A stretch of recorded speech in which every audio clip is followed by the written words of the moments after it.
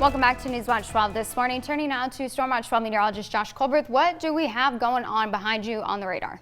Oh, we have so much going on, especially in Jackson County right now, where that is where the bulk of the moisture is within our viewing area, especially within the Rogue Valley itself, especially up towards places like Eagle Point and Shady Cove. All of that will continue to work its way off towards the south-southeast. So if you're in eastern portions of Jackson County, if you live along the Cascade Ridgeline, pretty close to the Cascade-Siskiyou National Monument, there's some snow that'll be on your doorstep within the next, I'd say, 15 to 20 minutes. We have an abundance of winter weather advisories in place this morning for Siskiyou County, for Jackson County, Josephine County, and Curry County in elevations primarily above 1,500 feet, as we could have several inches of snow accumulate before everything is said and done on Tuesday. So let's time it all out with Stormcast. We're expecting a pretty vigorous influx of moisture to come through the area by the time we get into the mid to late morning. You see some of these darker shades of blue and purple on the map. That represents either moderate to heavy snowfall, and then it starts to expand over to the east side down into Siskiyou County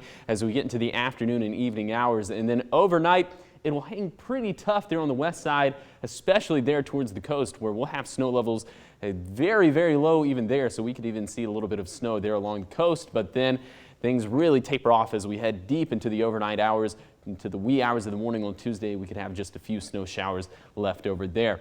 Some of the projected rainfall totals will be the best there along the coast and along the Cascades, and this takes into account the amount of snow that would fall too. So this is the melted snow equivalent of rainfall. Of course, some of the weakest totals will be to the east of the Cascades there in the basin.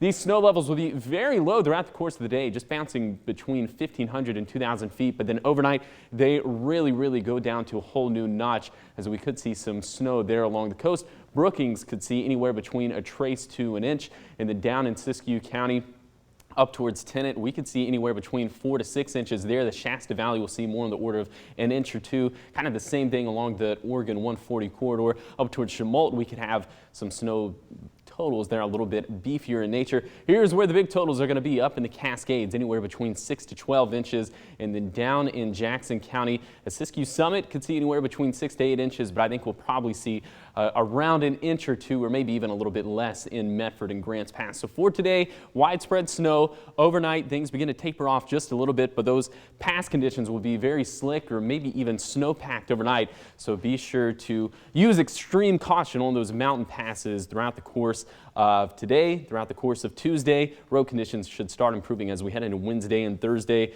But the next story is going to be just how cold we're going to get on Tuesday night going into Wednesday morning. That's why we have a freeze warning in place for coastal Curry County, as some of those lows could get down into the 20s. And again, even before that, we can maybe even see a little bit of snow there along the coast, albeit snow totals won't be that impressive. Down in Siskiyou County, look at this low for Tuesday night going into Wednesday morning. 9 degrees. Then it gets even colder from here, because look at the low there in the basin, 3 degrees. And we could even have some places on the east side that could see temperatures, not just wind chill values, but temperatures getting down into that negative category. So obviously, if you don't like the cold, that is some very bad news for you. But if you don't like the drought, today is some very good news for you, as we are getting some much needed, not only rainfall, but also some beneficial snowfall up there in the Cascades. And then, of course, the Rogue Valley. After going 37 days without seeing anything, this is certainly a nice change of pace.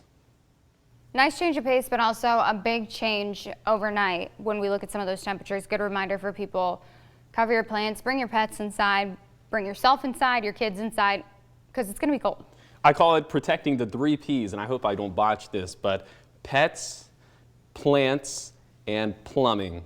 We got there. Okay. That's what you want to protect. Protect your 3 Ps. Okay. Thanks, yes, Josh. Of course.